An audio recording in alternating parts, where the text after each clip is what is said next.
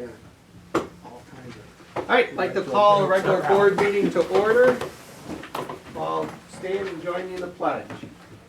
I Pledge allegiance to the flag of the United States of America and to the republic for which it stands, one nation, under God, indivisible, with liberty and justice for all. Please call the roll. Marevka. Here. Jones. Here. Sluse. Here. Parker. Here. Ham. Here. Bowden. Here.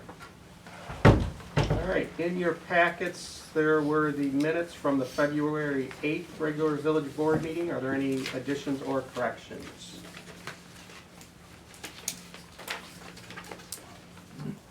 If not, I'll entertain a motion to approve. Motion. Second. Been moved by trustee Marevka, second by trustee Jones. Marevka. Yes. Jones. Yep. Sluse. Yep. Parker. Present. Ham. Yes. Bowden. Yes. All right. Also in your packets were the bills, accounts payable, and payroll. Payroll for the pay period ending February 6th of $50,661.04. Accounts payable, the general fund of $51,616.76.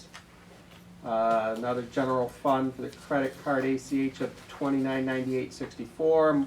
Motor fuel tax fund $54.45.30, and capital improvement fund $69.47.25 for a total of $67,007.95. Is there any questions on the bills? The only question I had, what is LOCIS? Locus? Locus? Locus, that's our accounting software. Okay. And that's probably a monthly bill, or any other questions? Jabe's door and window? That was Bay? some, for the new public works facility, they replaced 2 steel doors that were in pretty bad shape. Overhead doors? No, they were just entry doors. Oh, entry doors, those are expensive. Yeah. Anything else? If not, I'll entertain a motion to approve the bills. Motion it. Second. Sorry, moved by trustee Marevka, second by trustee Parker. Marevka. Yes. Parker. Yes. Jones. Yes. Sluse. Yes. Ham. Yes. Bowden. Yes. All right, before we get into public comment, if there's no objection from the board members, I would like to move down to new business, item C, recognition of public works operations, so we don't have to keep these guys around. I just wanted to invite the public works department.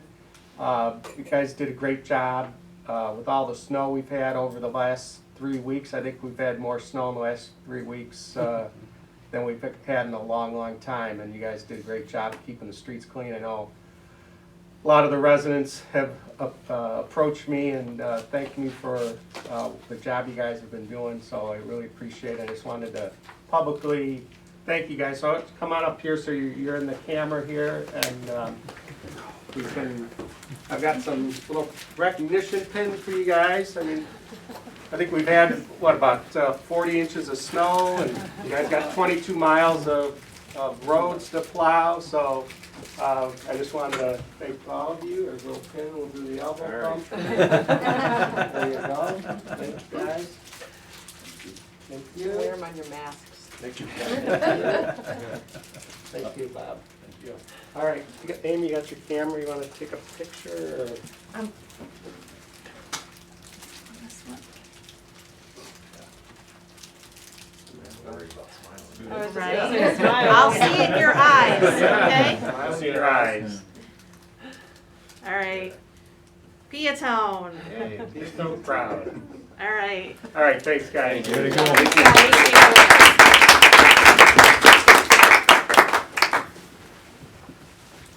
Okay, so let's go back to public comments. Any public comments at all? Angie from Aqua is here. Do you have something you'd like I don't to? have any updates on my end. I think Tracy might have, there's a couple engineering updates. Okay. You can share. Oh. Tracy, you want to go ahead and give your update? I sure can. So Corning Avenue, today we finished pulling the pipes through the casing underneath the railroad crossing. So the casing and the water main are all installed below the railroad. What is left? The connections, the pressure testing, chlorination, sampling, and all of the services that would be tied to that portion of Maine. I would expect about 2 weeks left of the main construction to get finished, and then after that we will move into getting the services tied on. One of those is one of the 10 water connections that Aqua agreed to connect when we purchased the system. No, that's all I've got update-wise on Corning. And there has been no change or no word on the source switch to date. Okay. As far as the Corning project goes, I heard the railroad wants us to wait a certain period of time before opening up that crossing. Is that correct? So we have to monitor settlement for 4 weeks after the bore is complete.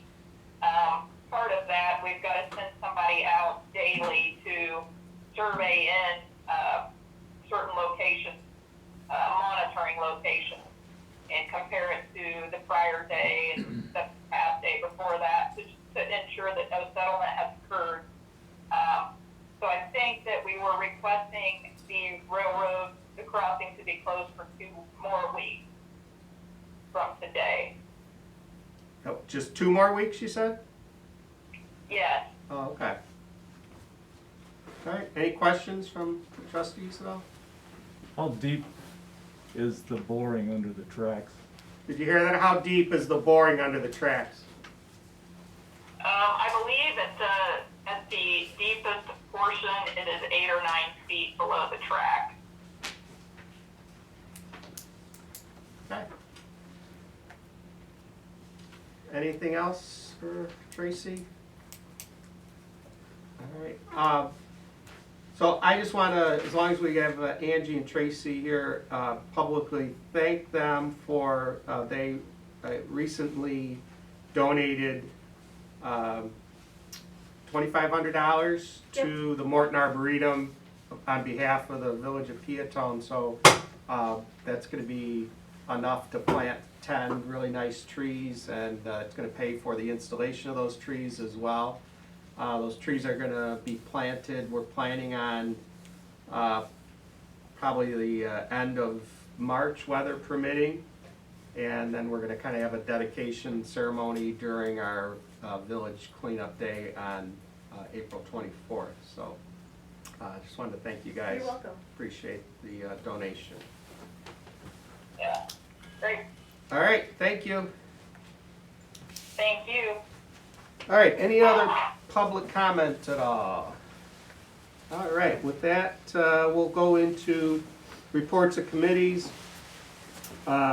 Before we get to the village administrator's report, I'd like to introduce Joseph Gonzalez. He's our new code enforcement officer. I want him to come to the meeting just so you guys could meet him, and then I know, Amy, you wanted to say a few things about that too. Yeah, and that's part of my report that we've been without one since May, so finally we're really glad you're here, Joseph, so thank you very much for taking the position. So we could probably bombard you, but part of why I wanted Joseph to kind of come on board before the busy season was so that we could get him acclimated. We could get him, what I wanted him to start with was kind of creating a program. He's got a great background, and specific to code enforcement, and he's really good on the computer. He's already kind of delved into some Excel and creating some spreadsheets for us, but my goal is to get him to create an intake form so that we could really start to manage better some of our complaints, but also some of his patrol work that he's gonna start to do in spring. So I'm working directly with him. I'm his direct supervisor.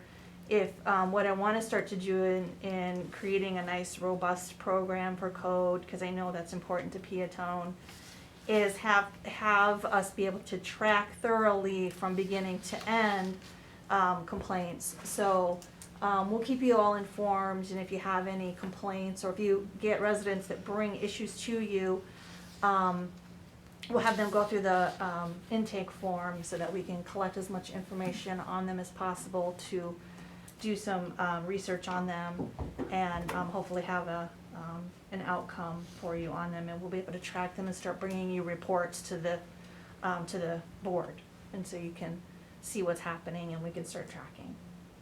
Yeah, so what I wanted to avoid was, kind of in the past, it was like a lot of word of mouth, like, oh, that, you know, can you go check this thing and that, you know, so I'd like to get it on actual paper so that we can, you know, go through the process the way it should go and, you know, make sure stuff doesn't fall through the cracks, so. Yeah, so we're glad to have you on board, Joseph. Look forward to working with you. So. All right, you wanna keep going with your report? Sure, I don't really have too much that I want to point out. We did performance evaluations, which is we're supposed to do in the personnel manual. Continuing to work with CMAP, and we're almost finished with our Peatone priorities plan, and then we'll be bringing that to you hopefully in March. It went to the steering committee for that group, so they're going to be bringing you some recommendations forthwith. And still waiting here on some of our grants that we've got out there. Our building permits, you know, they're kind of slow. We haven't had any single family permits submitted yet, but it's still early, so we'll continue to monitor that and get that on the next report. Questions for the administrator?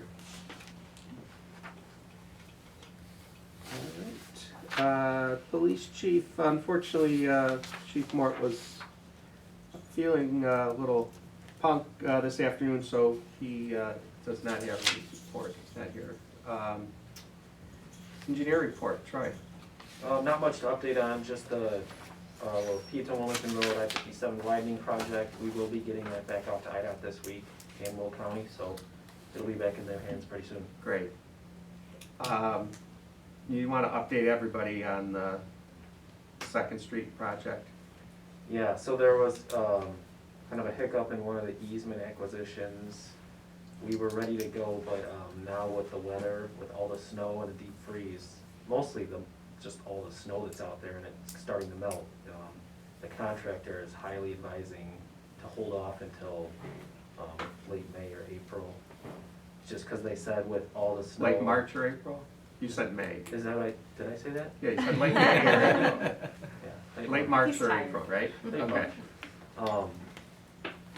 Just it will make a mess. Yeah. Just with mud everywhere. So they said they need the work. They want to do it now, but they just don't want to make a mess for the village. So.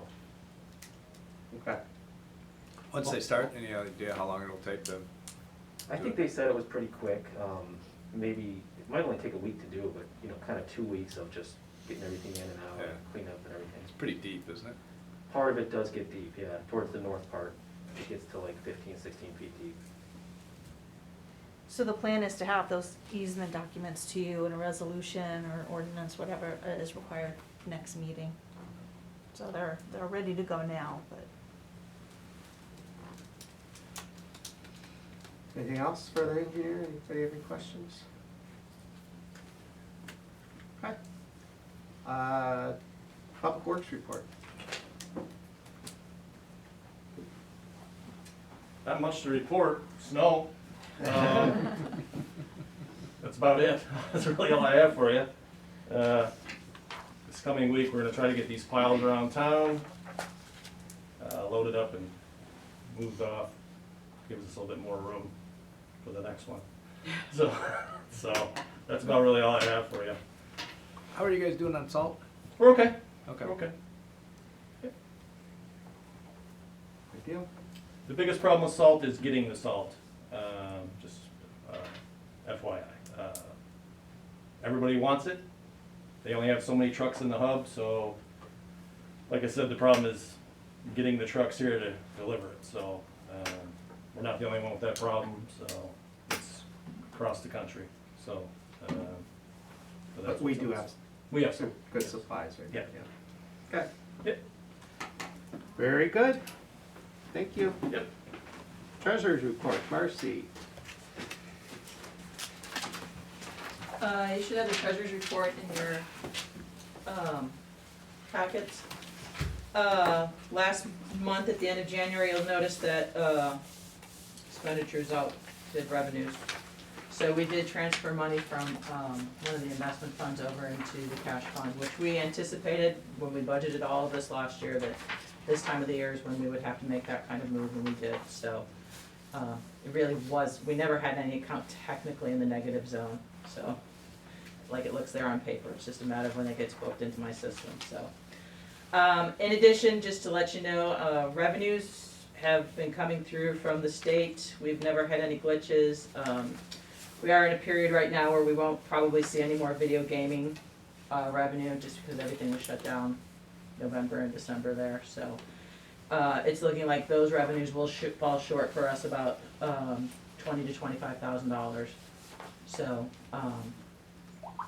not much we can do there, but good news is that sales tax has been strong, use tax has been strong, so, but sales tax will have, I mean, it's been strong going the past couple of months, I should say. We did have our glitch when everything hit, so we'll probably fall short there also a couple $100,000, but we did get money from the CARES Act, so that's helping us also, so hopefully it won't be as bad as we anticipated. It's, many people even at the state are a little amazed that things aren't as bad as they anticipated when the pandemic initially hit. So people were still working and spending, so just in different ways. So, and we're plowing through the budget, and we have AOC next week. Right. So, and you'll have something next week for salaries, and then we'll do the budget the following one, so just chugging along. I know it would be, it's gonna be short note, but can you, like, give us, you know how you've given us like the budget, you know, year to date and compare, will you be able to do that for the end of February by that March 2nd meeting? Not by the end of February. It'll be as of, January? it'll be most of February's information in there. Uh-huh, It just won't have all of February's information, like it won't have the interest rates and stuff like that in Right. there. It should have, I should have even like the payroll that we just ran today, I should be able to pull that into there too. So it should have most stuff, most Okay. of everything when we go to AOC, okay, so, perfect. all right? Thank you. Any All right. questions? Okay. Thanks. All right, let's, I wanna go to, let's go to item B, the ordinance approving request for offense variation. So this is the one that we approved, last time. We just have to approve the ordinance, which is 20-23. So I'll entertain a motion to approve that ordinance. Motion. Second. It's been moved by trustee Marevka, second by trustee Sluse.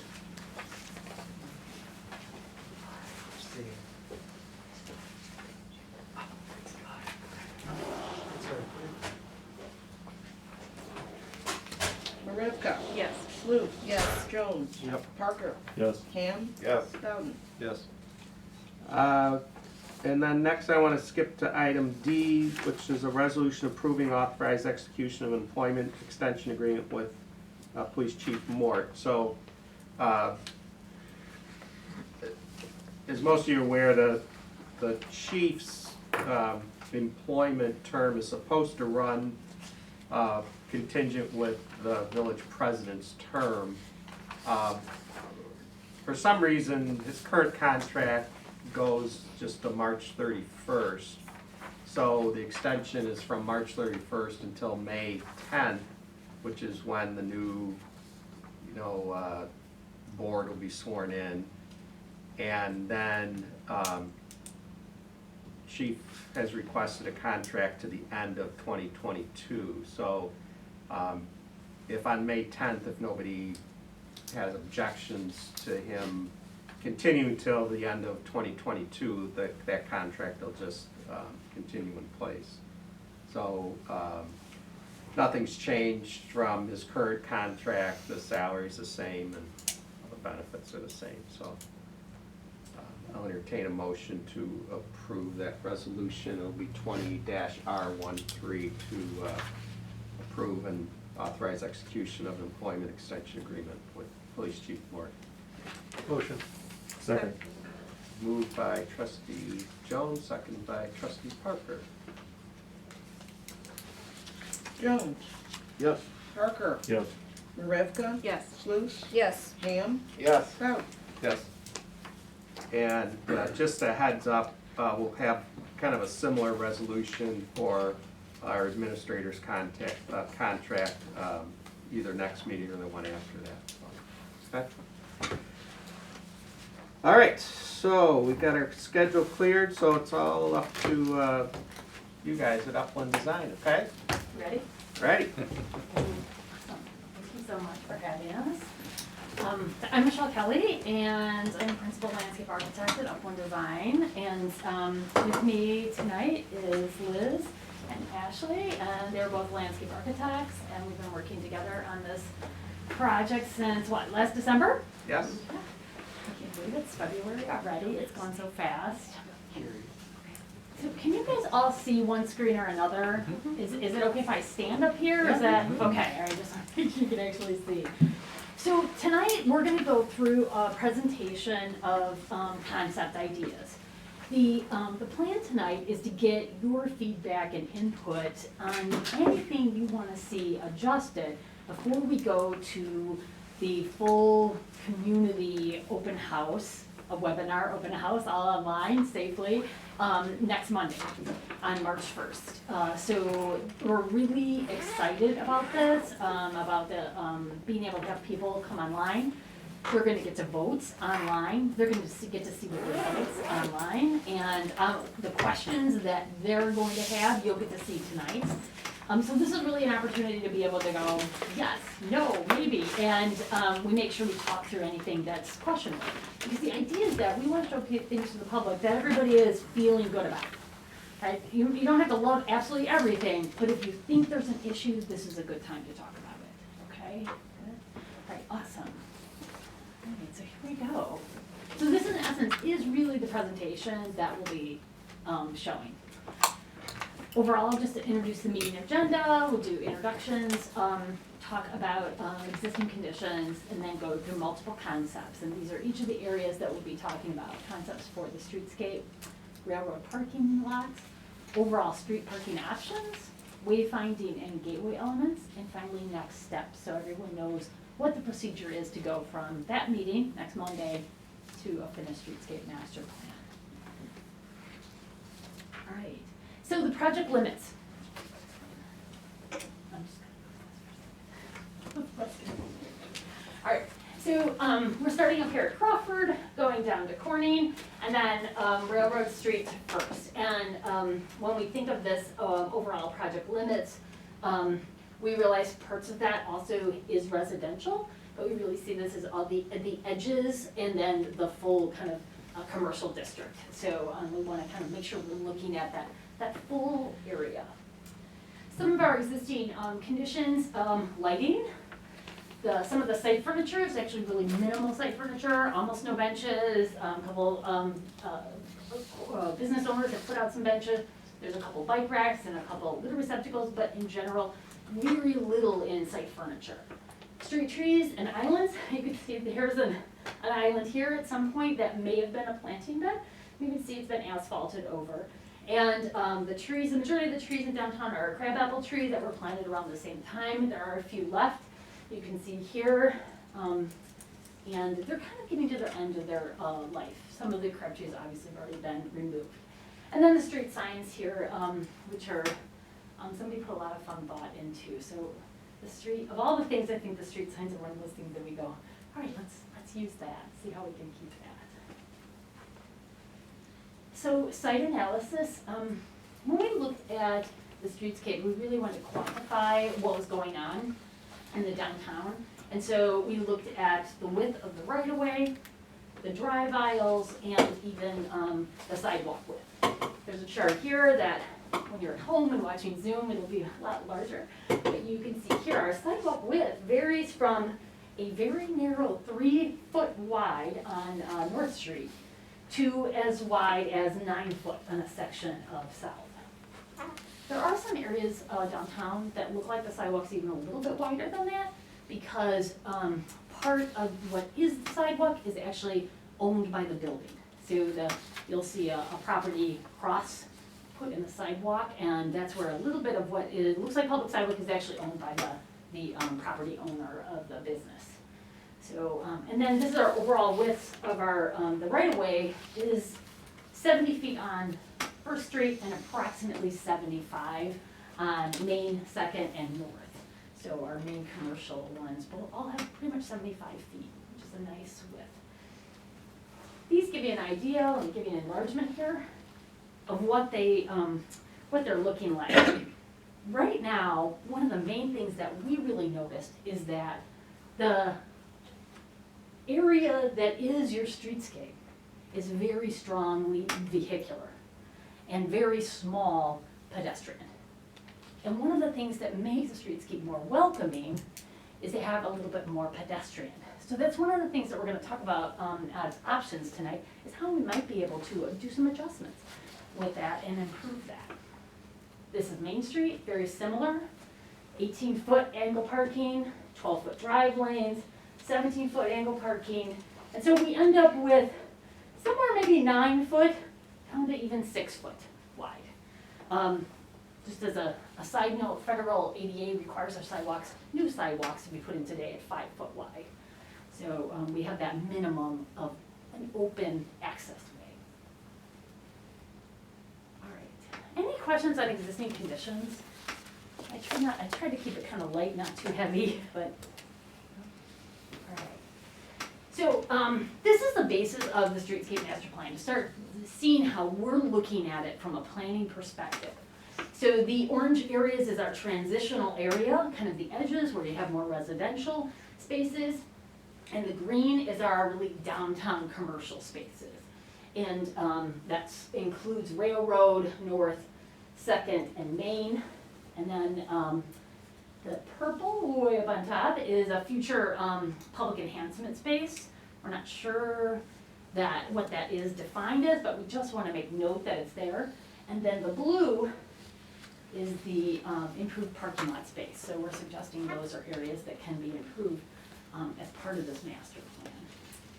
A few other things is we're looking at how to add some enhancement features that become wayfinding.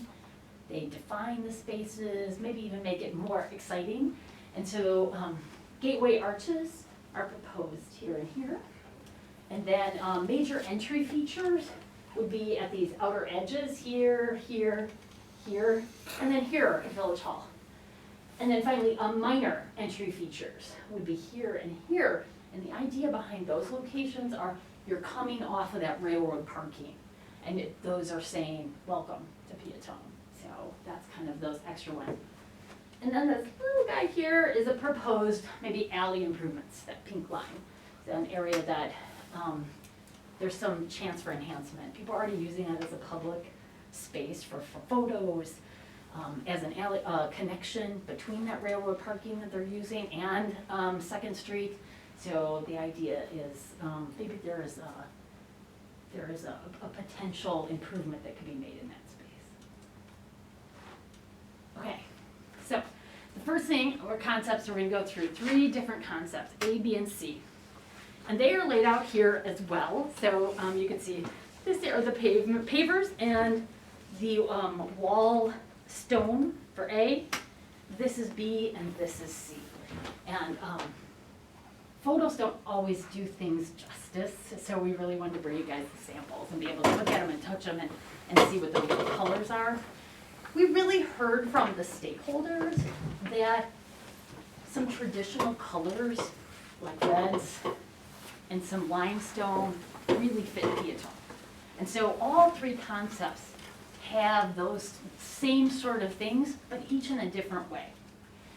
And we like to use things that really fit Peatone or the local spaces to help inspire the designs.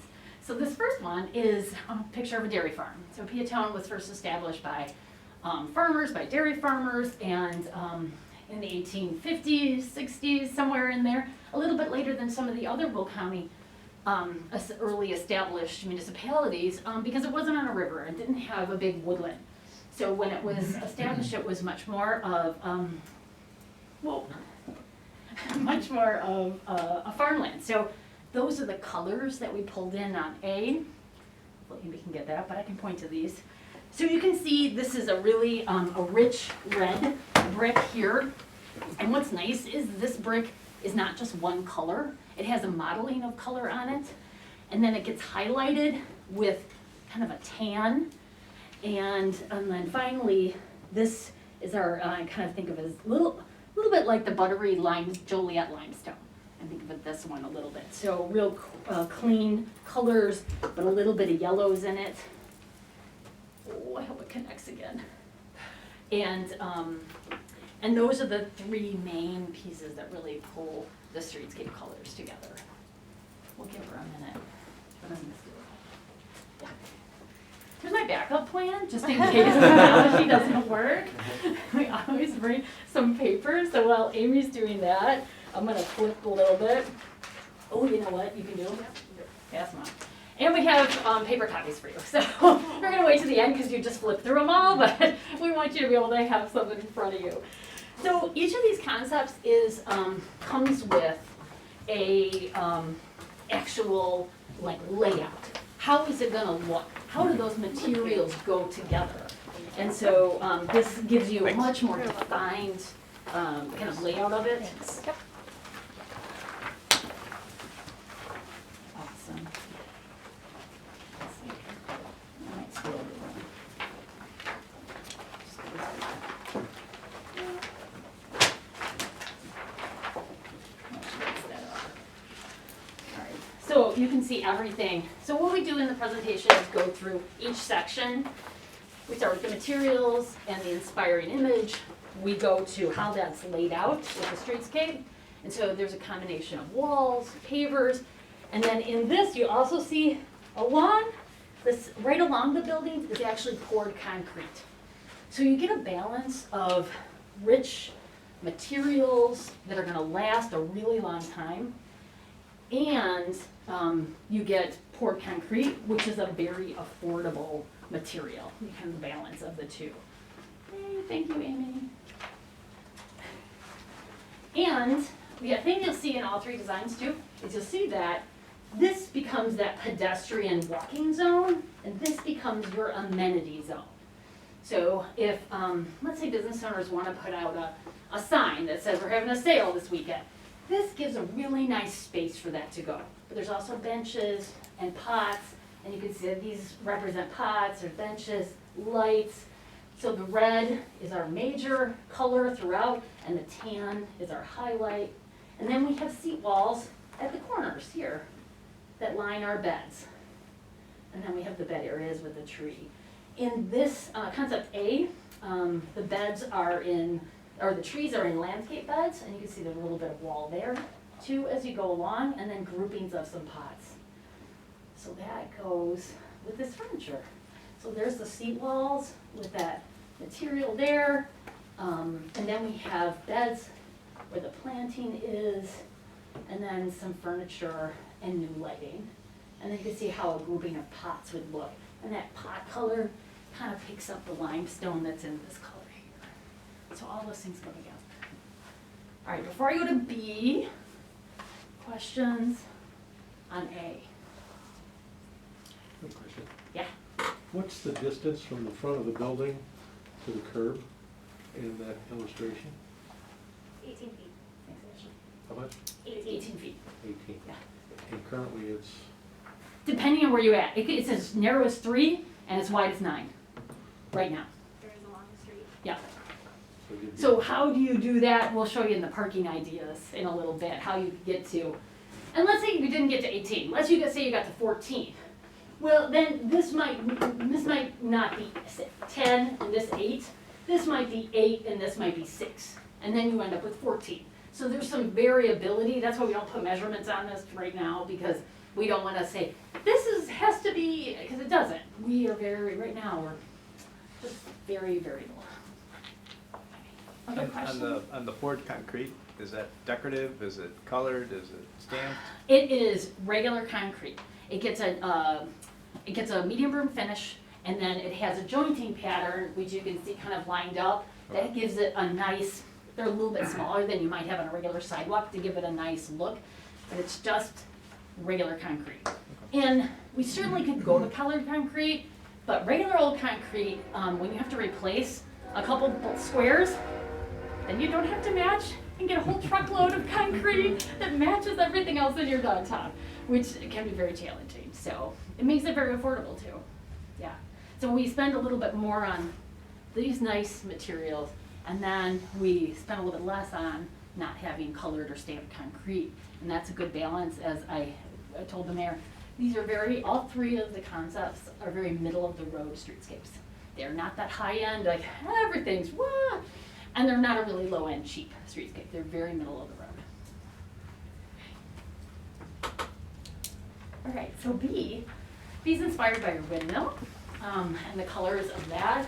So beautiful blue skies and greens, but then our reds are a little bit deeper, a little more in a maroon, with still some tans and browns. And so the colors you can see here, this is actually 2 different colors of brick. For anybody who loves materials, these are concrete, these are clay, and those are concrete. So they're all 3 made in factories, so that there is very little sort of change between them. But and you can see they have just this little piece on the side that makes them go together well and sit really tight. So this is actually 2 colors, but we mix them, and that way if there's a little stain, all 3 of these you can see have a little bit of modeling color. If there's a stain, somebody drops coffee, somebody has gum, you don't notice it as much when you use something that has a little bit of multiple colors in it. So that's one of the nice things about all 3 of these. Is the concrete more durable than the clay? That is like a $64,000 question. We watch streetscapes, because this is what we've been doing. I've been doing streetscapes for 28 years. And what I see is that the salt is the biggest damage for everything. And these are actually, this brand is outside of my office, has been for 12 years now. It's holding up fabulously. This is the standard that I think we chose for Naperville, this one. And they were happy with that company for years, so we picked a new paver, but went with a little bit different look, but still the same company. So I would say they're very even. They're very, as far as that goes. The other nice thing about this paver, all 3 of these are some standard sizes, so nothing here is something you're not gonna be able to get. That's a big deal, because you want your streetscape to last 50 years, I hope, right? I think sometimes your furniture's gonna have to be replaced at 25 or 30 years, but you want this to be able to last a long, long time. These are the kind of materials that will last a long time, and if you have that spot that you oversalt, because it's where everybody walks, or it's a spot where a downspot's coming and it's slippery, and you need to oversalt, you could replace just a few of these. What are those stones set in? These or the actual stone? Well, both. So these are, this would be upright in a wall. So it actually is like, like this. And then you'd have a cap of some sort. It could be precast or it could be limestone cap. But these, usually we specify a 4-inch deep for the stone. So this is all real stone rather than you can do prefab stone. But cost-wise, not that much different. Might as well go with the real stuff that's gonna last.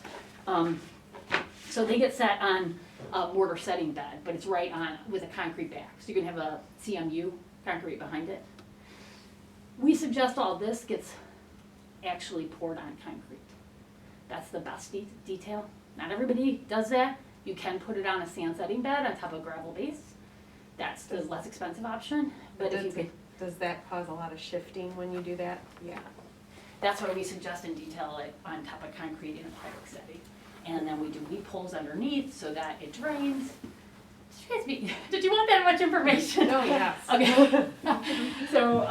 So yeah, there's, when we kind of get to the end of the master plan, we will give you kind of standard details for your streetscape and how we think it should get built. It's not a whole set of construction documents, but it's exactly what you just asked. It's on concrete. Okay, good. You have trouble with weeds growing up in those joints? You know, we use a polymer joint mix now, which, I don't know, how many years do you have until you have to redo the polymer mix? Oh, it's a long time. But yeah, the nice thing about polymer sand is it locks up almost like concrete. So it goes into the joints like regular sand does, but it locks up. So, I mean, even the streetscape in downtown Plainfield, that in the 12 years they haven't done anything to that. I haven't seen anything. No, right, I haven't seen them put in the polymer again either. Yeah. Yeah, and it had no weeds, yeah. So it helps. Regular sand, if people use regular sand, you're gonna get more weeds, like your backyard, you know, sort of patio. But even backyard patios today, they usually almost always use polymer sands now to reduce the weeds.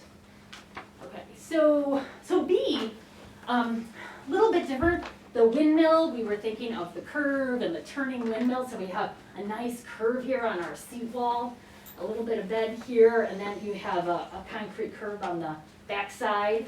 And so that from the street side, you can see in it. From the pedestrian side, you can look over the top, and then you also can sit here.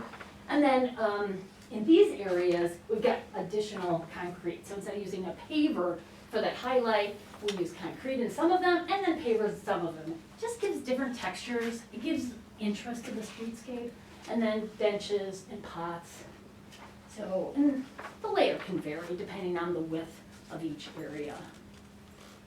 And then here's our furniture, again, thinking about those windmills curved. We did a little bit of curving on this bench. The bench is a little hip maybe, and then nice beautiful curve on the light. We felt like this light kind of really started tucking into your street signs that you already have with a little bit of bracket work, really pretty. And then you can see there's the stone, a little bit more rugged, this particular stone that you see here, and there's the whole look together. Very classic. That's the headlamp that you can kind of see at up close of what that light looks like. It's a downward light. Okay. Any questions? You guys picking out your favorites? All right, so C, how can we do a concept without the trains? The trains go right through downtown, your parking's right up against it, and so these are 3 different trains that, actually all these photos are Pantone photos. Train people are amazing, and they put all their photos online for us to go find, which is fabulous. So you can see the colors, and the look of this one is a little bit more industrial, just a little bit with the stone being in the grays, the gray highlight, but still the reds. So, I don't know, maybe you guys can see this one says people, I think it's so cool. Do you like one of these photos better than the other? We can just use one highlight photo, but I don't know, I was just so torn.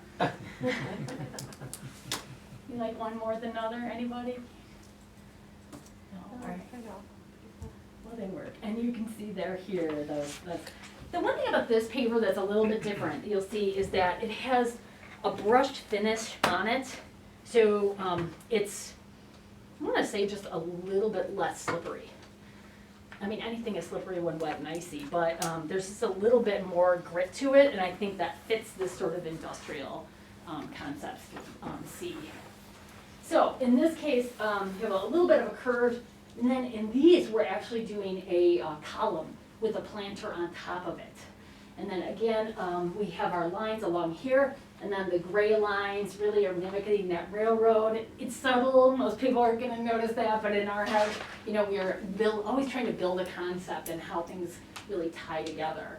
So you get this big sea of red there, And then you get the lines along these spaces. And then the furniture, here's what one of those columns would look like with the pot on top, but the pots don't always have to be on a column. They can also sit lower. These pots are actually made in Michigan, not too far away. And then the benches are metal frames with recycled lumber. They look like wood, but this is a recycled lumber back and seat. So they should last a really long time. And this is the one concept that we actually use tree grates instead of just indents. This is a larger size tree gate. Was it 4 by 9? 5 by 10. 5 by 10. It's a nice size tree gate. Your tree more likely to live if you give them some nice space. You can see how beautiful that those reds are, and then also, you know, kind of the curves of the terrain. And then finally the light over here, again, really nice. Doesn't have to be a double. That's just a great picture of it. A little bit more industrial. And let's put all that together, and you can see how that all looks. What kind of trees are you suggesting?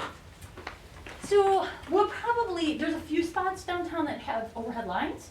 So then we'd be looking at like a small ornamental, but most places don't have the overhead lines. So then we'd be looking at trees that are known to do well in urban situations. Like the honey locust, the ginkgo does really well. The new elms that have been bred to not get Dutch elm disease, they've really been known to do well in the urban situation. So trees like that, we often try to go to a little bit smaller leaf rather than a big leaf. They seem to do better as far as like not clogging up the sewers as much. How tall would those trees get? I don't know. In a streetscape situation, not as big as in a park situation. So maybe 30 feet tall, maybe, I mean, if they really lived a long time, they could get 50 feet tall, but. What's the spread on them? Varying. I mean, it really depends on which one. Like, we plant them about plus or minus 40 feet apart. So the idea is that as they grow older, that they will touch each other when they're. If they're growing from the street to the buildings. how Then does- they get trimmed. Yeah, they have to stay trimmed. Yeah, for sure. The tree grate, are those like iron pieces? Yeah. Yeah, they are. I think that one's made in Wisconsin. It's in East Jordan, isn't it? East Jordan is in Michigan. Oh, it's in Michigan, sorry. This is from Michigan, so. And you can get them in a lot of different finishes, but that's that they show up with a natural iron finish, and then you let it kind of patina over time to get that nice color, so. You can do them in just powder coated black. Yeah. You can do them in red for that matter, and you can do them any color. But we kind of like that industrial one for this. Is that one piece or are they sections? It's 2 pieces. Okay. Yeah, they get laid in. So they sit on a special curb that you detail so that they can be lifted out if you need to. Like let's say the tree dies, you gotta be able to get the tree out. Right. Put a new tree in, so. Is there a way to mix and match between different ones? So, Like not everything, just like Yeah, certain yeah. aspects of it? I think when we get to everybody has voted, that would be the time to mix and match. And yes, you certainly like, Okay. I really don't like that bench, but I really like this one. But the thing is to make sure that we have synergy between the elements, that we don't Everything's real cohesive. pick a bench that doesn't go with a litter receptacle or doesn't go with a wall. Okay. Yeah,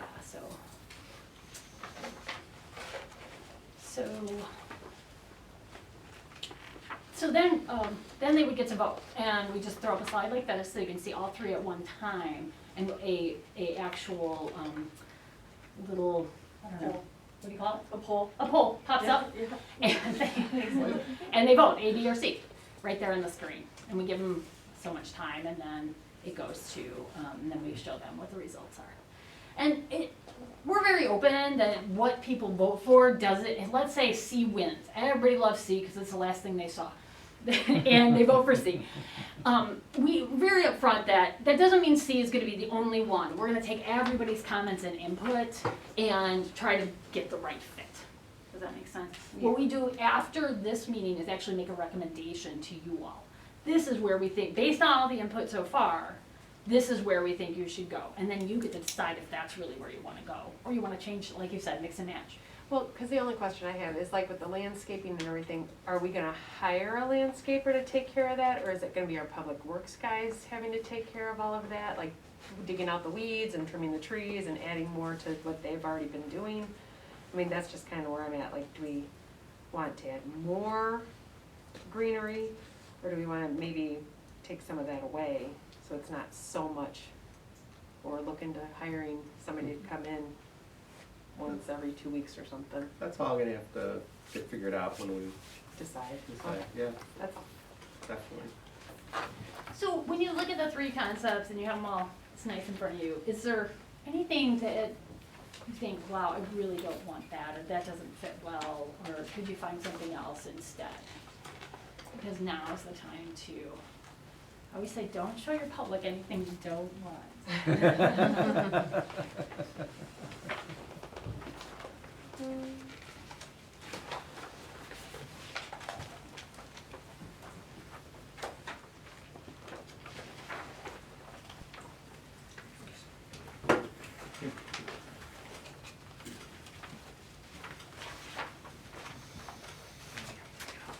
I mean, I think they're all pleasing, Yeah, I don't think. you know, I'd be happy with any of them. Is there much of a cost spread between the three? Yeah, the mayor asked the same question. No, we really tried to keep them very similar. You know, so we have not detailed the cost estimate. We just know what, in general, what the different materials cost from specifying and doing so many cost estimates and bidding things out publicly. So, so we tried to keep these all in the same kind of vein, so that what didn't become, because I think if you do one that's really high end, that becomes like the best one, right? It's easy to pick that one because it looks so much richer, and so they're very similar. Yeah, and all durable furniture, stuff that's really meant to be in the public setting. So where these planters and benches and things are, the cars will be parking up to them, and the people are gonna like walk on the street until there's a break where they can get up on the sidewalk? So let's go back here. So, there's a couple things going on. One, there's a nice buffer space here, so that all along here, unless you're right at a light pole, you are able to open your door and get out without stepping into a planter. You have this 18-inch wide band all along the cars to make that a good transition. And then, you know, you can see that there's, yes, you have, well, in this case, these are tree crates in this option. So you could walk on the tree crate anywhere you want. Let's say this was a planting bed, you're never very far, you know, 6 feet one way or another to get to full width sidewalk. You want it to be a good pedestrian experience. Yeah, so.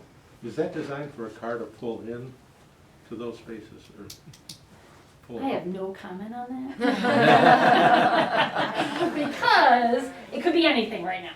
Right now, we're gonna show you 3 different parking options for different layouts, and it's your decision. It's your community's decision on what that parking's gonna look like when we're done.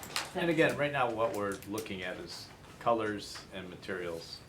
A, B, and C is colors and materials. And feminine versus industrial versus whatever, right? Yeah. I mean, that's, Right, and then all the configurations, that's still up for grabs. yes, Got it. right. And we're gonna let people vote on that too. Like, what does that look like? So. You guys wanna look at the next stuff? Yes. Okay, so the railroad parking area, this whole section from here to here. Here we are looking from the north and south, here we're looking at the south and north. You can get an idea of, people obviously park there. But what could it be, what could it look like instead of being so gravel, industrial, you know, right up to the railroad edge? So we did a layout with our civil engineers and on how we can maximize the space and improve its overall look. So you can see people like this angle already. People are already kind of doing this. And all we've done here is lay it out in a way with striping and add this island in the middle. It's perennial grasses or it's Grollo sumac and some trees. very low maintenance, but something that gives you that green, nice buffer, between, you know, where is the industrial railroad, but also that this is such a wide space right now, and your viewport along railroad is all pretty much industrial. And this really softens it. So that's what this does here, allows you to pull in here, and then come out here. This little connector here is a connection for anybody on this side that gets you over to that alley. So it just kind of highlights that area there. Let's go one more. And so here you can see those whole two sections. We end up with 35 spaces up here, 46 spaces here, in total parking count of 81. How many spaces are currently there? There's no markings. I don't know. It depends on on how people park. So Well, there's parking curbs there. is there parking curbs? Oh, we didn't count the parking curbs. So you lose a couple spaces by creating these turnarounds here with trees at the end. You definitely lose just a couple in there. What you may gain though is that because you have stripes, people are going to park in the spots rather than taking up, turn the weird way, and so some of those spaces you might have lost that way anyway. And you get a really nice look on North Railroad. What do the circles represent? Trees. So these are trees down. Do we know if this is this railroad property? Yep. And they will allow this reconstruction? Well, that's the rub. We kind of talked about that last meeting, is that obviously if we're gonna spend a lot of money on that area, we're gonna want either to purchase that land or have a 50-year lease, or, you know, a long-term lease with that, so that's to be determined for sure. Does that land include the building there? Is that the railroad's building too? I believe so. The depot? No, the The old one fire right in the middle. station. Oh, We That's just ours. worked around the building that's there. Is it? Well, the building is ours, Building. but Yeah. the land is the railroad's, Right. correct? Right, Oh, really? Yeah. that's part of what we lease. We're not married to that building, are we? I mean, it seems to kind of interfere with the two nice. Do we use it for anything? Public Works uses it. Just to store some stuff in there, but yeah. Huh. That's certainly an idea. Yeah, they could definitely add more spaces, or even, You say there's a fire department? Well, it used to be, Okay. years ago, by the volunteer fire department used to store, but now just Because the public fire works. station was on this side of the tracks. Oh. So that allowed to I have follow some you. trucks over there. Gotcha. So they just store ancillary stuff in there now? Yep. It's, I mean, they could Take it. maybe move that to the new building? Probably. stuff expands to your storage. Use at my household. Alright, so the next section is the different parking options. And you should have a sheet in there that details these numbers here, but layout one is looking at taking this angle parking to all parallel. And in this case, we also put a cross here where the alley or the small area here that connects to the rest of the downtown. Certainly this wouldn't have to be there, but that gives you a nice crossing if people are parking over here and coming over to this side. Here's an overall look of what that would, that parallel. I think our road probably is just a little wider, but the road is really 24 foot, so two 12-foot lanes in essence, and then you have 9 foot wide parking stalls here. And in layout one, we go from 219 spaces in downtown to 145. So that's the change. I know everyone wants to know, like, oh, what's the parking? This is not looking at the railroad. We're not counting that because that doesn't really change with any of these layouts. So that gives you the difference. And then your existing sidewalk, where we're not changing First Street, but where we're changing, it goes from not 6 foot to 9 foot wide to 15 to 18 foot wide. That's on both sides. So that's in front of every single business. You're changing that pedestrian space. So outdoor cafe, seating. spaces for someone to have a sidewalk sale, just a lot of space. So parallel gives you the most pedestrian space. Where are we looking at doing that? Just the east side of North, 2 blocks of Second, and Main Street. Those 3 streets. So the rest of North and First keep their angle parking. Some people love angle parking. The railroad is angle parking. So we're keeping lots of angle parking in downtown. But this provides the really core business area with more pedestrian space, more welcoming for amenities. Okay, so that's layout 1. And how does that look right now? Here's Second.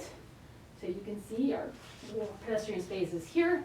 And this would be proposed, where we have the 9-foot lane, the drive aisles, but then we have a 10-foot wide sidewalk area and a 8-foot amenity zone.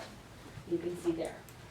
And then here's Main Street existing, very similar, 18, 12, 12, and 17. So we have 9 foot over here, we have 6 foot over here for our existing condition on Main. And the proposed, if you go to parallel, ends up being, 14 to 16 on both sides. So just a little bit different layout, but you can kind of see both of those main streets as a big change. All right, questions on layout 1 before I go on to? You guys already looked at my thing, so all my thunder is gone. So layout 2 is the combination of parallel and angled. And here's a great photo of what that looks like, that you could have angled on one side and parallel on the other. In this case, we go from that 219 to 174. And our widths, which were 6 to 9, are now 10 to 14. So depending on exactly where you're at.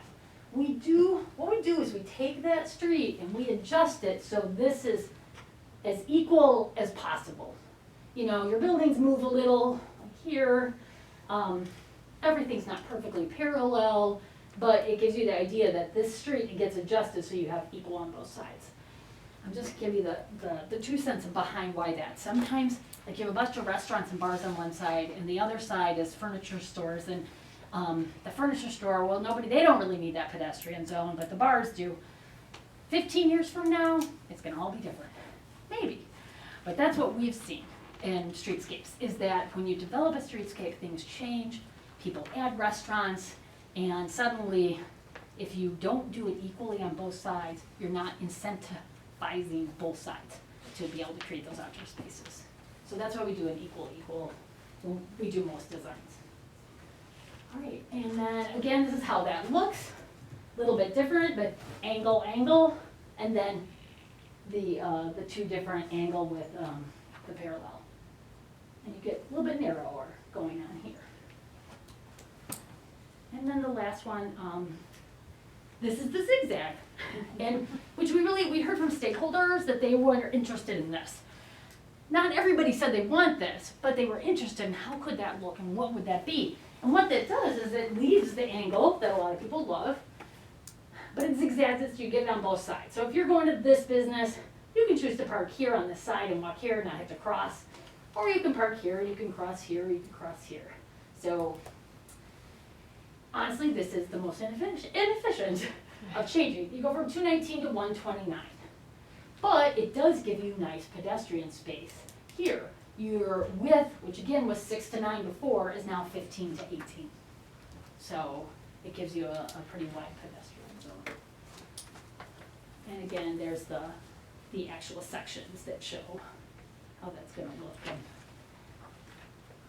And then finally we have the 3 options, and then they get to vote. We'll probably just show this one.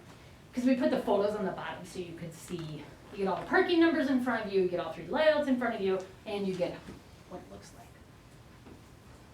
So, Michelle, one thing obviously, we didn't do like a study on what our current parking is as far as capacity goes, which, like typically what percentage of our parking is used, you know what I'm saying? I mean, just, off the top of my head, I would, I mean, I don't know, I would think it would probably be no more than a third is actually used, except, you know, for rare times, but it's just a shame, you know, obviously that would cost more money to come up with that study, but that's just my 2 cents. The other thing, I've been looking at a lot of downtown plans, villages that I've been to, and one was really interesting. They, you know, going through this, everybody has the same issues, like, oh my God, we can't lose parking, we can't lose parking.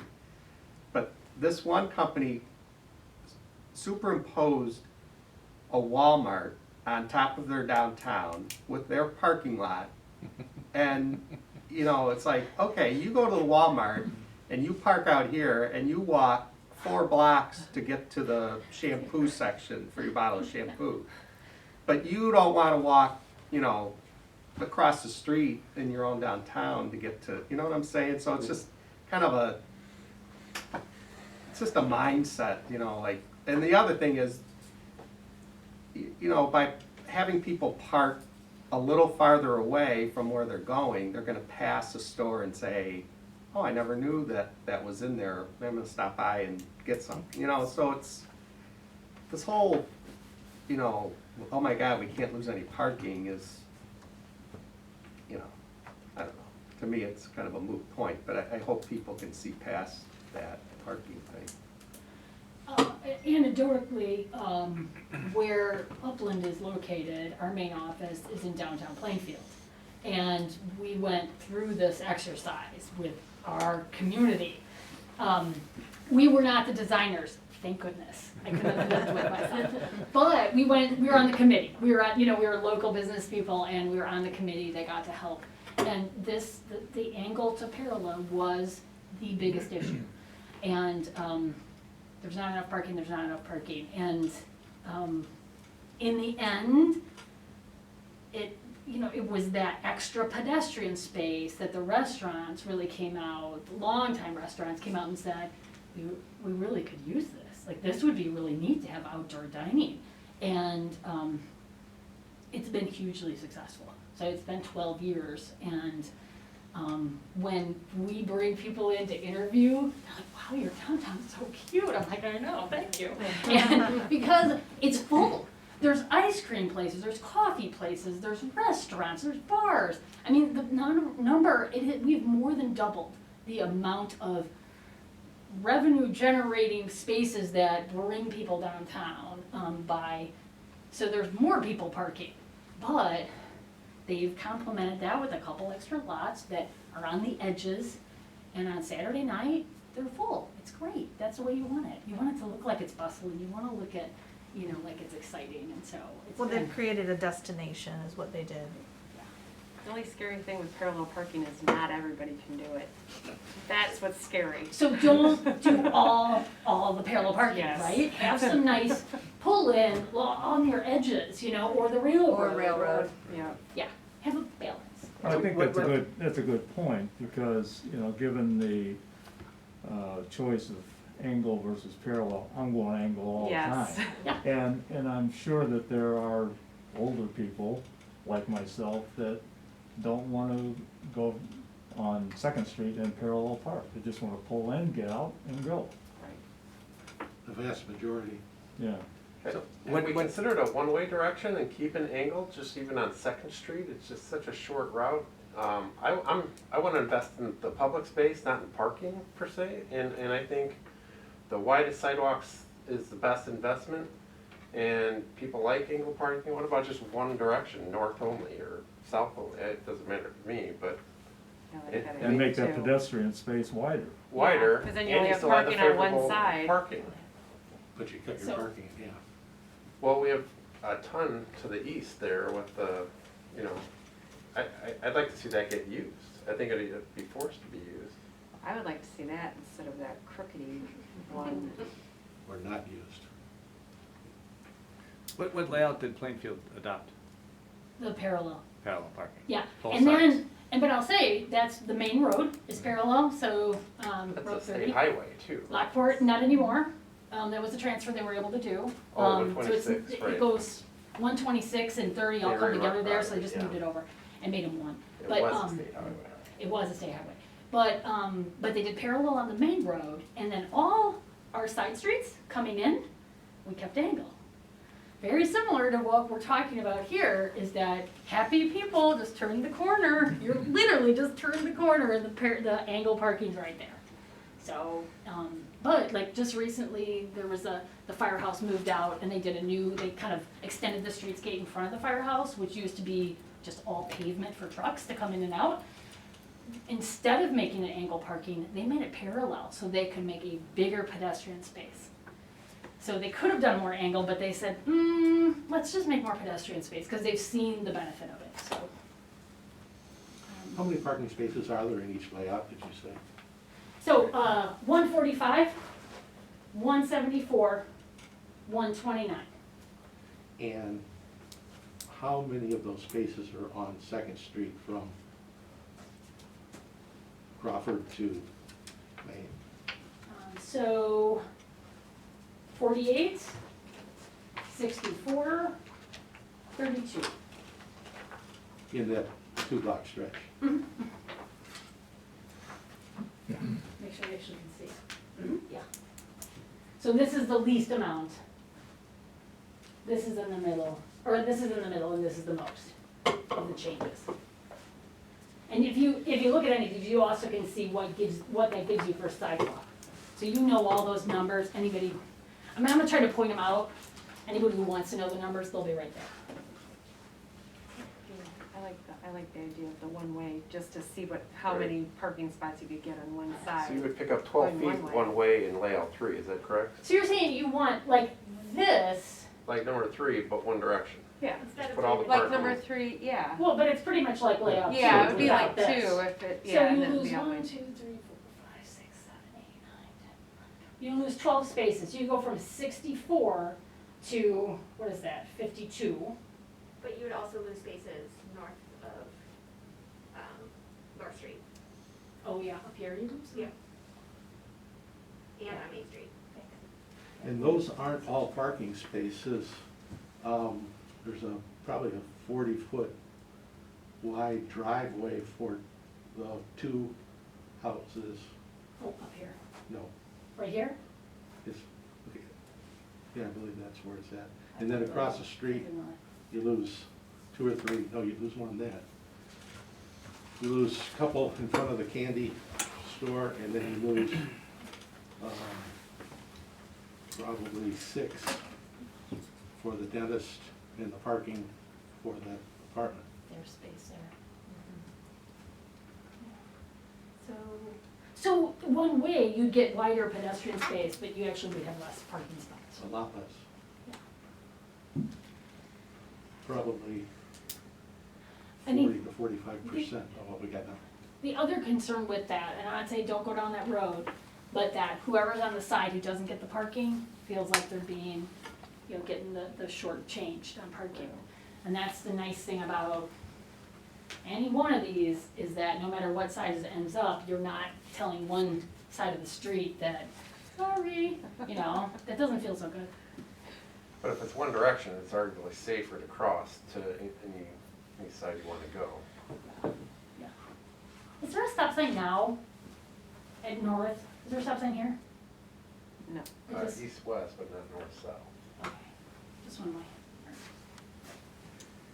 Is it really busy and scary to cross though? Depends on the night, no, Yeah. just kidding. Depends on who the. Yeah. Okay. Who's trying to parallel park? So, what's the thought, you guys? You want to see a 4? Do you want to see 3 change to one way? I think the big question on one way is people start asking, well, which way is it going to be, and you're gonna have one way on one, and railroad will be the other way. How do you make that? So it loops. Yeah, and I don't know, a lot of people I think see that as negative on such a small. Most streetscapes that went 20 and 30 years ago to one way have reverted back. Really? I used to live in Grand Rapids, that's where I started doing streetscapes, is Western Michigan, and the whole downtown changed. They went from closed mall to one-way streets to kind of getting rid of a lot of that, opening it back up again. And so that's what we've seen more of than people going to, you know, there's always this with design up and down, but a lot of the one-way stuff is gone now. I guess I could see throwing layout 3 as a one-way, I guess, but I had to learn that, it's kind of weird. I mean, it accomplishes the same thing with parking.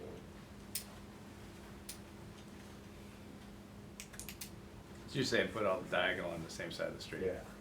And eliminate the zigzag.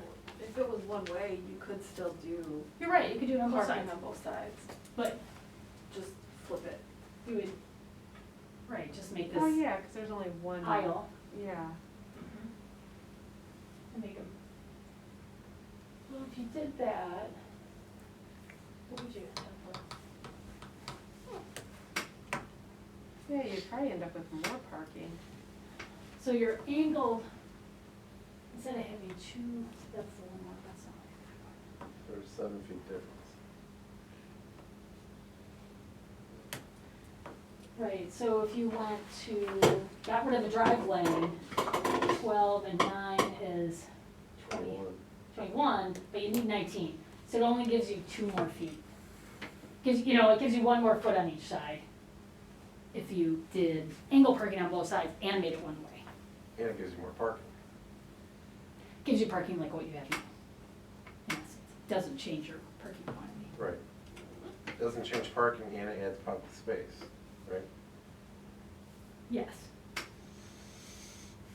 You're adding 14 more feet of public space, 7 on each side. That's all right. You have to get on there too, right? Yeah, it's up over there. I'm gonna start throwing things at us. I didn't know there was gonna be a math test tonight. Yeah, I mean, so that's, let's go back to that. With all of them.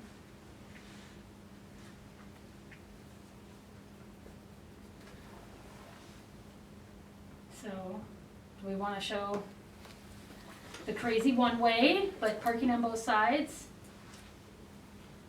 Well, it doesn't sound like anybody's too excited about layout 2, right? Oh, I liked layout 2. Okay. I liked that one. Just because it wasn't all parallel parking, that's all. Right, for people who want one, will Yeah, I- still be okay with 2. Right. Yeah, I agree. I don't think you can have all parallel parking.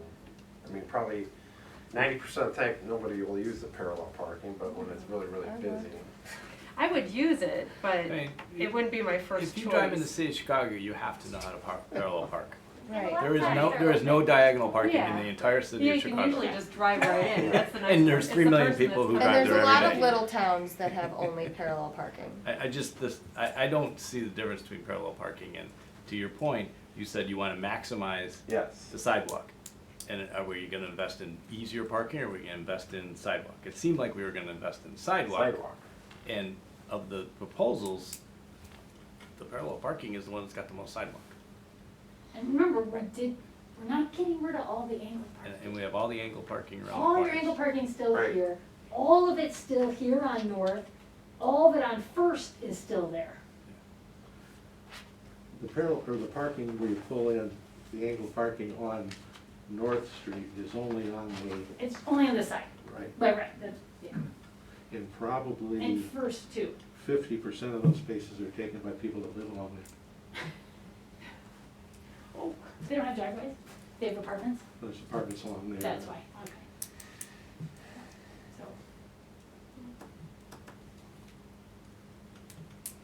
So, I would say, we're not gonna solve this tonight, but for the public meeting,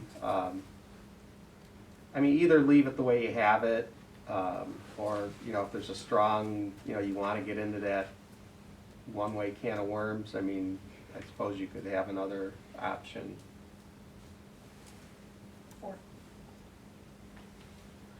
do people want to keep 3?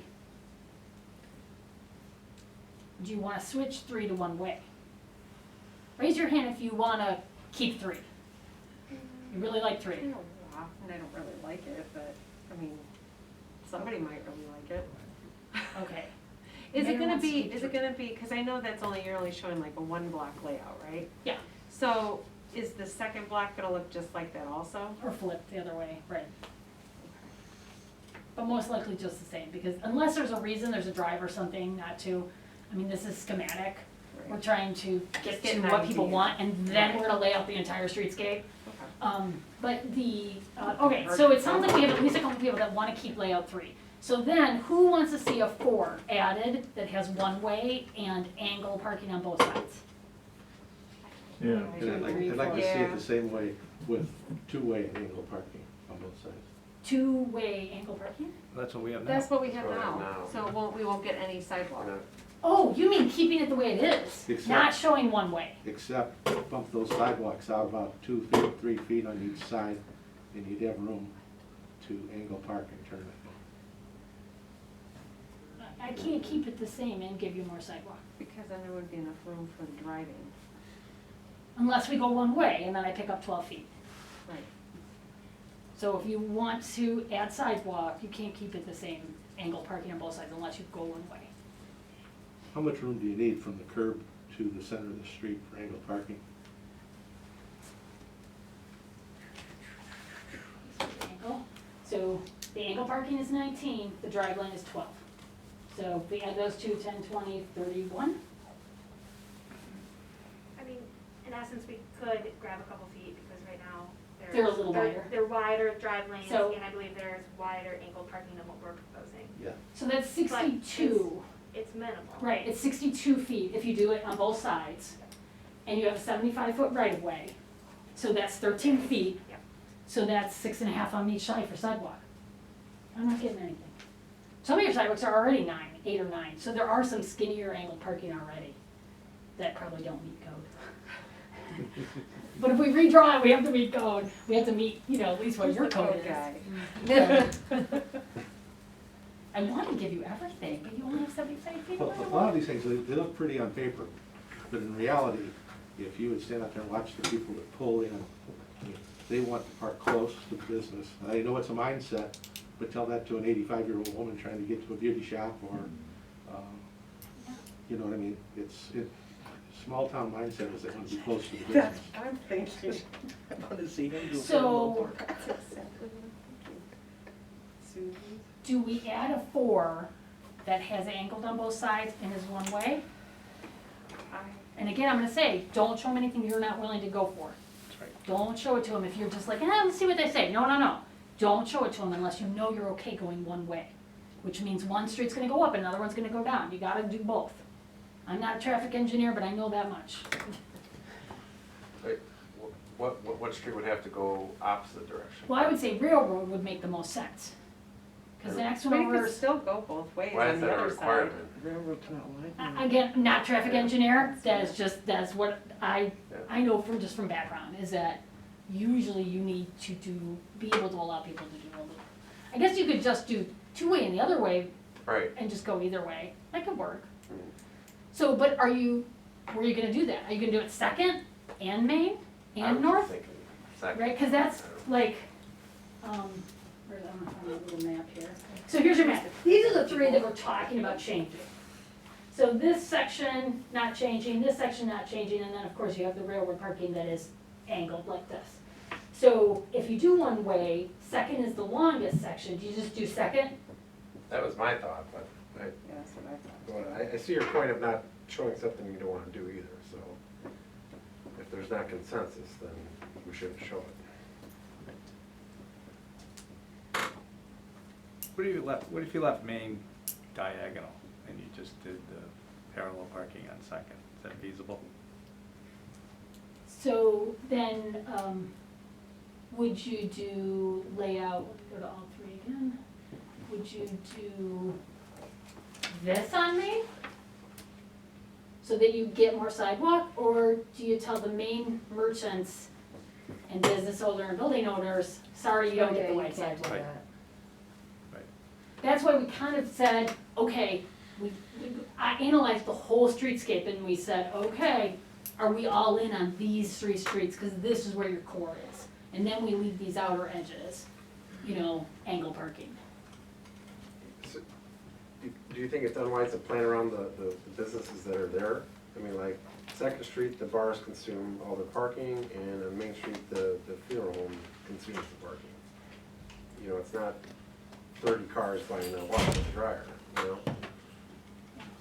Yeah, I think that's the argument on trying to do a balance. Whatever Yeah. you do the same thing on the streets and do the same thing on the sidewalks. So you change it, whatever's happening now, you haven't shortchanged somebody. But in the future, as things change, you have a master plan. Let's just say that the edges become all commercial. That doesn't mean you can't go say, all right, now we're gonna extend that green space, that is your commercial space. Actually, open the map again. I don't know what just happened there. Pat, are you kind of saying like just keep just Second Street, parallel parking and everywhere else would be? That's what I started to, but Well, that's what that would be okay. that also doesn't make sense because Cornerstone can't get, Right, the ice cream, and ice then cream place they, can't get both more of them room. still Yeah. have, Well, places or- that are gonna open. I think we're trapped in a mindset of Judy's hair salon needs to have a spot for an 85-year-old woman to walk in and get her hair done. Right. And Judy's hair salon's not gonna be there 5 years from now. Something else will be there, I But the think. bars, the funeral home, Can you go- likely. And if you're in the bars, you're gonna go park Just on go. Railroad Street. A lot, I yeah, a mean, lot of people will park back there. And the Second Street Saloon probably won't be there. That building is gonna fall down before anybody ever moves into it. I mean, it's just, I think your comment was, what you hit on the head was just, are we gonna invest in sidewalk or are we gonna invest in easy parking? And I'm on team sidewalk. Me too. 'Cause I feel like we're covering the parking issue with the alternative, Yeah. So my The blue house that's next to Dawn, tear it down and make it a municipal parking lot. That's fine. I mean, I just think that if we try to keep it all diagonal parking, we won't have done very much. Right. And we'll have spent $1.5 million Well, doing okay, it. so Yeah, I'm looking at that's- layout 1 too, and it says, cause the second one doesn't really show anything at the top, but like on Main Street, you would have parallel and it looks like the, On two, angle. On one, on the Main That's Street at the north. top, or North Street, is that North Street up there? That's North Street. Then this is Main Street. Right. yeah, let's put the labels on Gotcha. those, so everybody Okay. knows what we're looking at. Okay, We'll add then that. I'm picturing Good, that, good okay. catch. Yeah, so that's north where Okay. we're gonna leave the angle no matter what Okay. concept you're in. But in this one, it's zigzag, so you see it angle here, but then it wouldn't be over here on Main, but down here on Main, it would be angled. So it's So, 'cause it's, would you be able to do like this on layout 1 and then this on Main Street? So it's not all parallel parking on, over by the funeral home and stuff Yeah. too? I mean, I mean, Yes. would that be a possibility?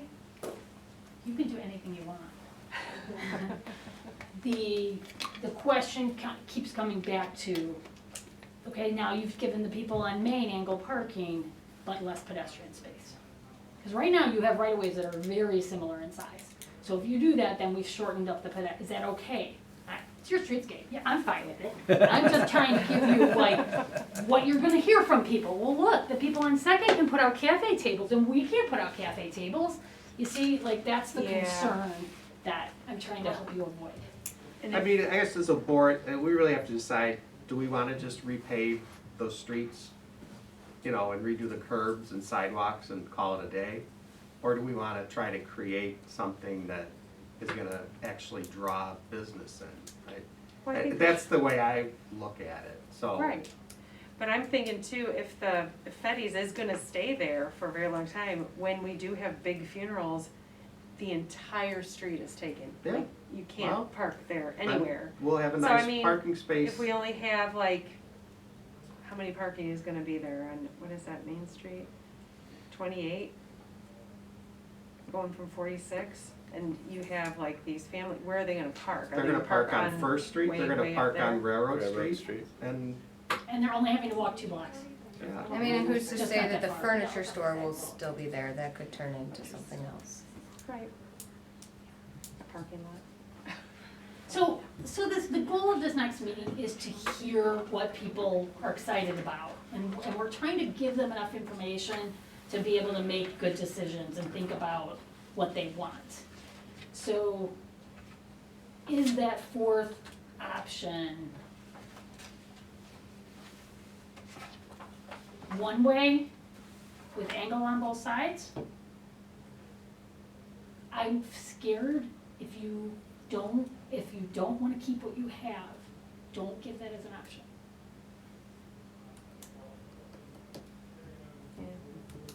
Can you show the dimensions again real quick? So, Yeah. so this is 3. Existing now, 18, 12, 12, 17. So we have 6 foot over here and we have 9 foot over here on Main.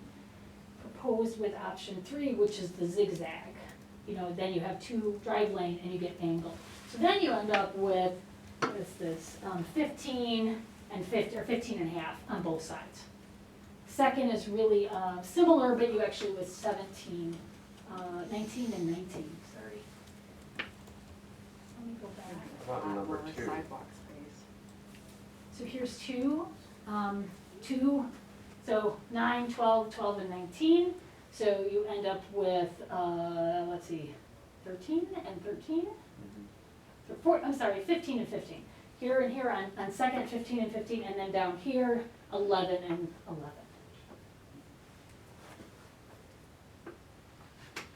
Okay, and then let's run back to 1. And here's 1. And so again, that's your whitest, so 14, you get 16 here and 20 here. So 9, 12, 12, and 9. You know what's kind of interesting is that this one, when you look at it percentage-wise, you just said the pedestrian is as important as the car. Oh, Because it's almost 50-50, you know, when you look at one. that's a good point. All right, why don't you move on to your other Okay. gateway elements, streetscape.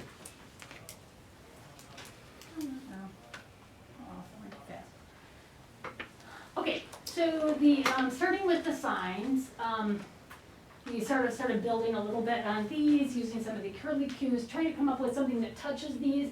Maybe that could be around your downtown, if people are on the edge of town, come off of the highway, and then also some wayfinding features.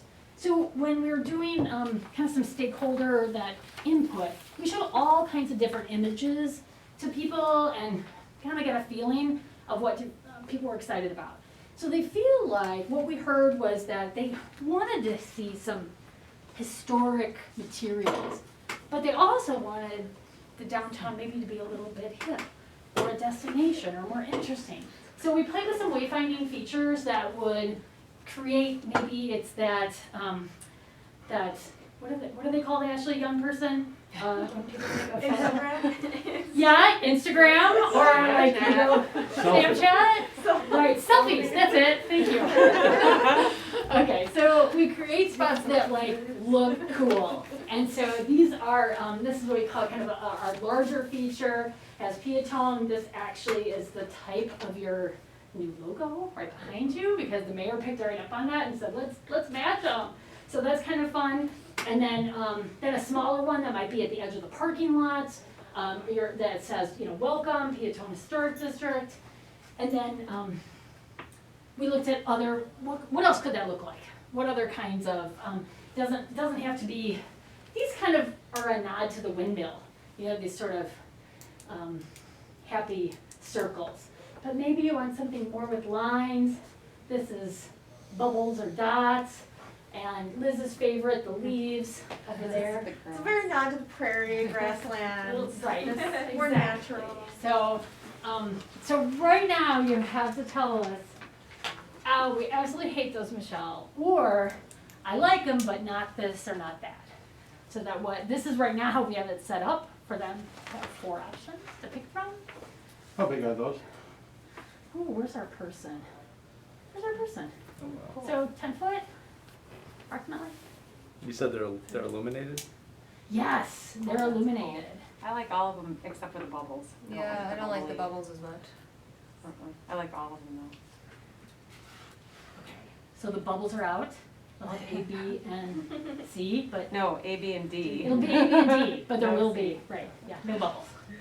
Okay, awesome. And they're on, the base you can see is just kind of showed some generic stone, but it would match whatever stone ends up being in downtown if it's together. So there's the, we'll fix that. So it wouldn't necessarily be black and white, it could be some other color than that. Oh, wait till you see. Color. You asked, you So, received. that's right. So, this is a gateway sign. So our thought is that this goes at each end of Second. And they become this sort of like, Second and a little bit north becomes your festival area. You wanna close your streetscape for a big, some kind of food festival, music festival, car festival, whatever it is, that you have these two gateways at either end. Then when you're on Main Street, you can see that gateway. You can, I mean, it's right there in your face on Main Street too, so these main roads, you can see it. So this, you know, design here would tie into whatever ends up being on your standard with the PH design. We have been told the 1869 is questionable, so somebody's gonna have to find the real date if that's not it. That's what the Secretary of State says it is. But here it is in black. This is a burnt sienna, or maybe we want to tie into the blue of your logo, the blue of your street signs. So really, you could do a lot of fun with the colors. And when it comes really time to say, we're gonna nail this, we actually bring in color chips, the actual powder coat paint in like this size, so you can see them, because color is so important. So this just gives you an idea of what that looks like. And those are tall enough to allow over-the-road trucks to get in and out of? So they're 30 foot wide and 14 feet to the underside, right? Something like that right now. So we could pop them up just a little more if we needed to. Just on a post. So just a punched metal. So I'm not saying they're cheap, they're not, but they are extravagant. They're not this crazy sort of expensive. What's the not crazy price? It looks a crazy price. I said, what's the not crazy price? You know what, we haven't budgeted these out. Honestly, the Peatone sign, this sign we're working on, it doesn't look like this, I'll be honest with you. But it's the same size and the same kind of construction for a project in downtown Joliet. And these, without the pedestal purchased, are only $10,000. I mean, I know $10,000 is a lot of money. But when you're talking about a streetscape and a key item that you're not building a ton of, it's like, wow, that's pretty darn affordable.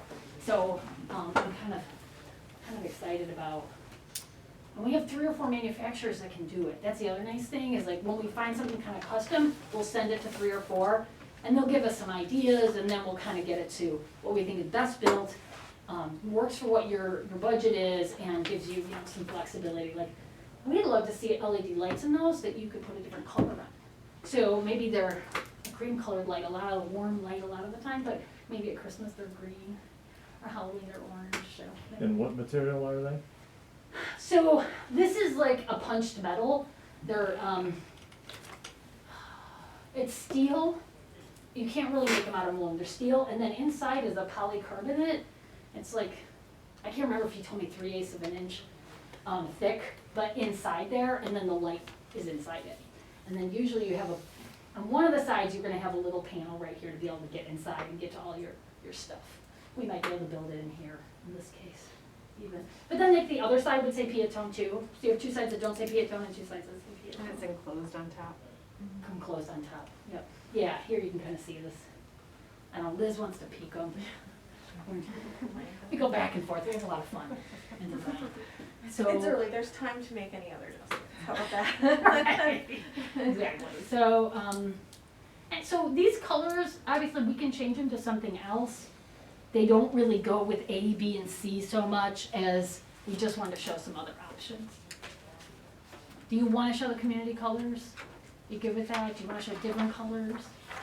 Well, I'm assuming the blue ties in with the street signs that exist today. Yeah, and your blue here, which we have the Pantone number Yeah, for. I think you need to. Maybe not even show those, No, just have the blue. we'll just do blue. Yeah, Okay, We'll just thank you. choose. because like I said, I don't, like green, or orange, I don't know if I. Blue and black.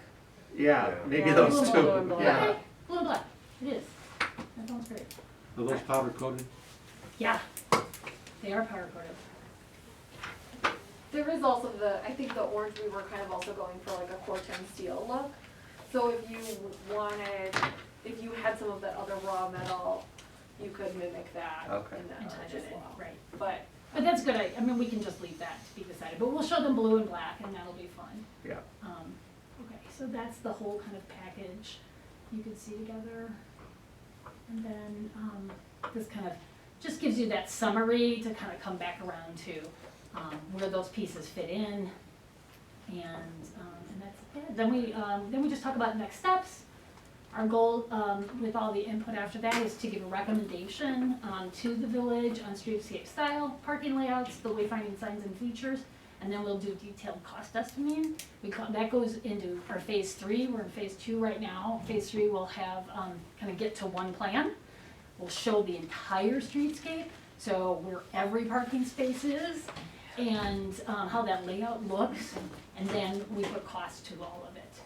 Then village board, once you see that recommendation, you guys get to decide again, and that's the time where if you wanna move some things around, we have time to do that before we finish the master plan. Then you get to see it, once you told us how you feel about the recommendation, we'll bring it back to you with the village board full review, and then we, do that final master plan on that input and give you phasing plan based on budget and, input for priorities.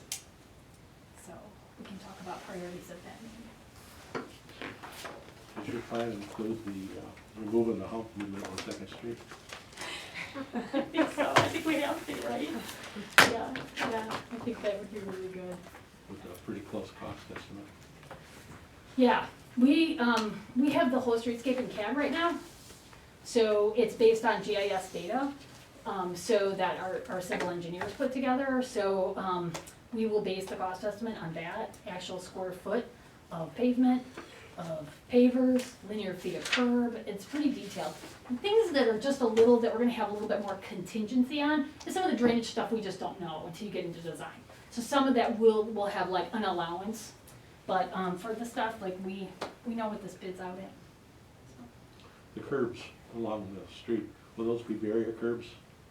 Like B612, curb and- six, Yeah, a 6-inch with a gutter with a 12-inch pan. Yeah.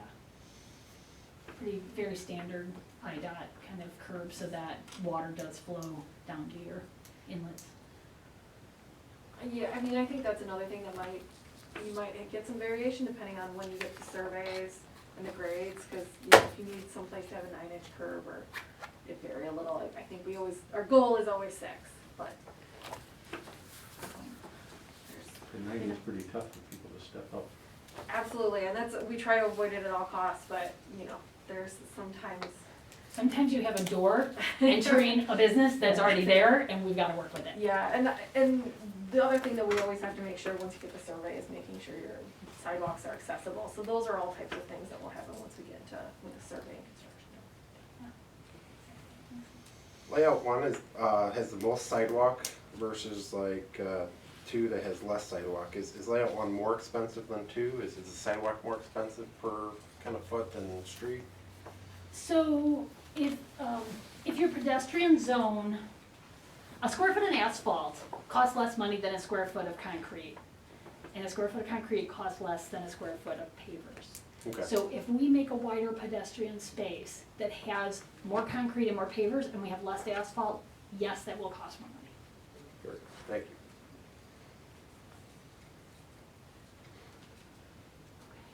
you. Okay, any other questions or things you want to see different at the public meeting? So if you haven't signed up, sign up for the webinar. You don't have to sign up, but it's nice because then we'll send you a reminder. And if you have friends, relatives, business people, anybody you know to sign up, the more people come, the better.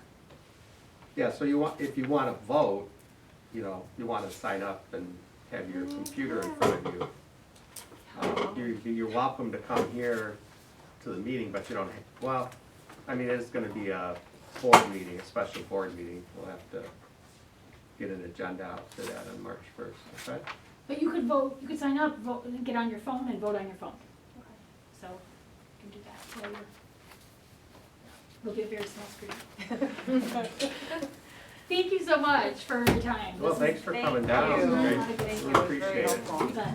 We're gonna leave these here, if you're okay with that. Okay, That way, once you kind of yeah, decide, and you guys may wanna have a good discussion about it in the future. good, Thank you. thank you. Okay, questions of the press, nobody is here. Any correspondence, anybody have anything for the good of the board? Any questions? Just a quick reminder about, next week, March 1st is the public meeting we've been talking about, that's at 6 PM. The AOC budget meeting is March 2nd. Any of the trustees, even if you're not on the committee, you're welcome to come to that. That's 5:45? 5:30. 5:30 on the 2nd. And I think that is it. If there's nothing else, I'll entertain a motion to adjourn. Motion. Second. Been moved by trustee Sluse, second by trustee Ham. Sluse. Yes. Ham, Yes. Marevka, Yes. Jones. Yep. Parker, Yes. Bowden. Yes. All right, thanks, guys.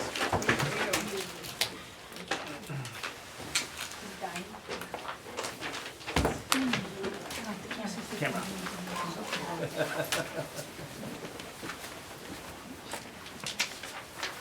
Does anybody have anything else they wanna ask